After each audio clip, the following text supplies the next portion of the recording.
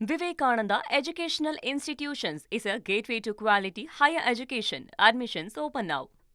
Right. இன்னைக்கு ஆளுநரை EPS தரப்பு சந்திக்க போறாங்கன்ற தகவலோடு அடுத்தபடியாக இப்போ அங்கே இருக்கக்கூடிய அடுத்த கட்ட நகர்வு என்னன்னா, ஒருவேளை இபிஎஸ் சிவிஎஸ் தரப்பில் இருக்கிறவங்க பொதுக்குழு கூட்டத்துக்கு கையெழுத்து கேட்டாங்க அப்படின்னா யாரும் கையெழுத்து போடாதீங்கன்னு சொல்லி இபிஎஸ் அவருடைய தரப்புலேருந்து ஒரு கோரிக்கையை முன் வச்சிருக்காரு அவருடைய ஆதரவு எம்எல்ஏக்கள் கிட்ட. விவரங்களோட செய்தியாளர் ராமச்சந்திரன் இணைந்திருக்கிறார். ராமச்சந்திரன், இபிஎஸ் தரப்பில் என்ன சொல்லப்பட்டிருக்கு, விவரங்களை பதிவு செய்யுங்க. வணக்கம். அதிமுக பொதுக்குழுவை கூட்ட வேண்டும் என எதிரணியினர் கையெழுத்து கேட்டால் போட வேண்டாம் என அதிமுகவின் பொதுச் செயலாளர் திரு எடப்பாடி பழனிசாமி அவரது ஆதரவாளர் வலியுறுத்தி வருகிறார். குறிப்பாக சென்னை கிரீன்வே சாலையில் இருக்கக்கூடிய தனது இல்லத்தில் இன்றும் நிர்வாகிகளை சந்தித்து ஆலோசனை நடத்தி வருகிறார்.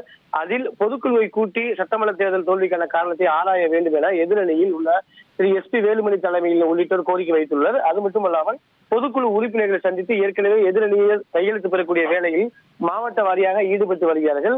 ஆகையால் இதனை அறிந்த அதிமுக பொதுச்செயலாளர் திரு எடப்பாடி பழனிசாமி அவரை சந்திக்க வரக்கூடிய ஆதரவாளர்களிடம் கையெழுத்து எதுவும் போட வேண்டாம் என கேட்டுக்கொண்டார். அது மட்டுமல்லாமல் அதிமுக பொதுச்செயலாளர் திரு எடப்பாடி பழனிசாமி பெயரை பயன்படுத்தி கையெழுத்து கேட்டால் யாரும் போட வேண்டாம் என ஏற்கனவே கட்சியின் துணை பொதுச்செயலாளர் திரு கே.பி. முனுசாமி ஏற்கனவே தெரிவித்திருந்தார்.